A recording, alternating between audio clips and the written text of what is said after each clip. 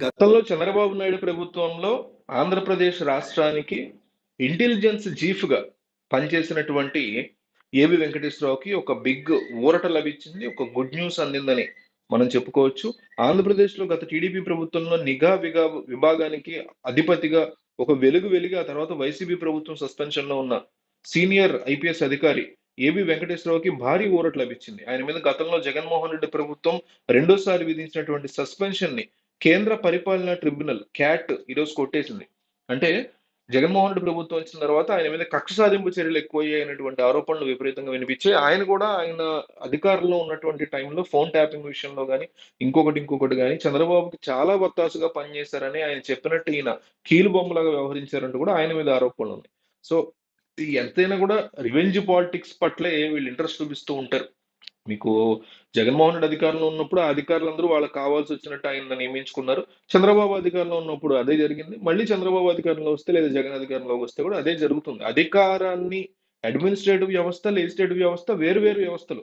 ఒక వ్యవస్థ తప్పు చేస్తే ఇంకో వ్యవస్థ సరి చేయాల్సింది పోయి ఇద్దరు కూడా కుమ్మక్కయిపోయినటువంటి దౌర్భాగ్య పరిస్థితి ఈ రోజు దేశంలో నడుస్తుంది. దానికి ఉదాహరణే ఈ సంఘటన.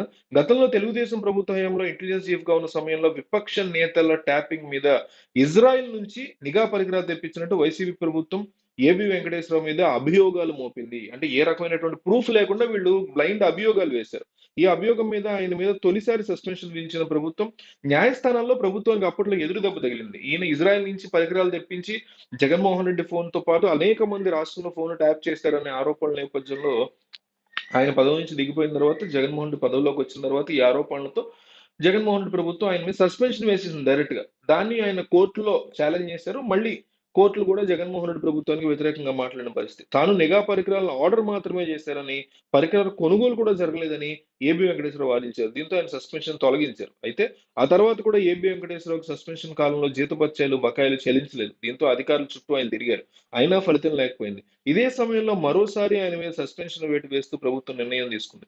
దీని మీద తిరిగి ఆయన కేంద్ర పరిపాలన ట్రిబ్యునల్ క్యాట్ ని ఆశ్రయించారు. ఏపీ ప్రభుత్వ అభియోగాలు, సస్పెన్షన్ మీద విచారణ జరిపిన క్యాట్ ఏబి వెంకటేశ్వరరావు నిర్దోషిగా తేల్చింది. ఈ మేరకు ఈ రోజు ఆయన మీద విధించినటువంటి సస్పెన్షన్ ని కొట్టేస్తూ తీర్పుని ప్రకటించింది కోర్టు.